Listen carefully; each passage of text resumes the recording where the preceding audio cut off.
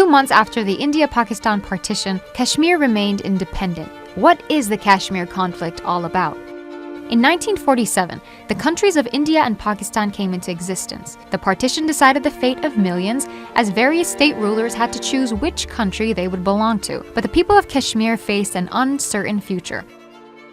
Maharaja Hari Singh, the Hindu ruler of Muslim-majority Kashmir, managed to keep the region independent for 2 months.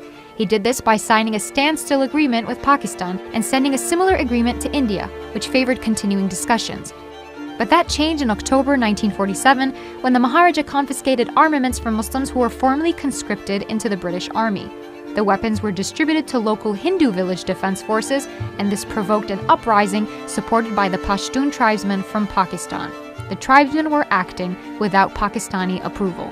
The Maharaja sought military assistance from India, but India's Governor-General contended that it would be dangerous to send troops to a neutral state unless Kashmir first offered to accede to it. To suppress the uprising, the Hindu ruler's army, along with the RSS, the Hindu extremist organization, organized a pogrom against Muslims in Jammu. There is a dispute over the number of Muslims that were massacred and could be anywhere between 20,000 to over 100,000. This massacre was part of a widespread violence in the subcontinent in which reportedly over 20,000 Hindus and Sikhs were also killed. The Hindu ruler signed a temporary arrangement ceding Kashmir to India on October the 26th. Pakistan disputed the Maharaja's accession, claiming that he had no right to sign an agreement with India when a standstill agreement with Pakistan was still in force. On October 27, 1947, Indian troops landed in Kashmir to fight the rebel forces and the Pashtun tribesmen. This led to the First India-Pakistan War.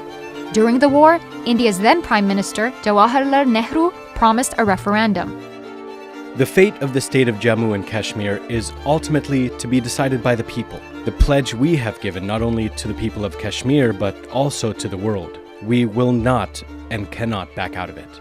A little over 2 months later, India referred the dispute to the United Nations. A resolution was passed on August 13, 1948, asking both nations to withdraw their forces. Once that happened, a referendum was to be held, allowing the people of Kashmir to decide their political future. But troops were never withdrawn, and the referendum never happened. On January 1, 1949, a ceasefire was agreed upon, and Kashmir became a disputed territory. The ceasefire line became the de facto border, splitting Kashmir in two.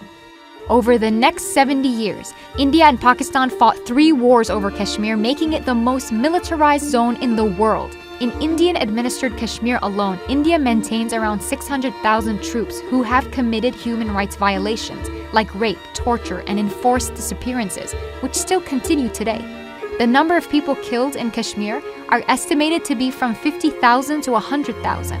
Pakistan also maintained a heavy military presence in the part of Kashmir that it administers. A report by Human Rights Watch describes Pakistan-administered Kashmir as a land of restrictions on political rights and civil liberties. A poll published by think tank Chatham House stated that nearly half of the people living in Indian and Pakistani parts of Kashmir want their disputed state to become an independent country. Will Kashmiris ever get a chance to decide their own fate?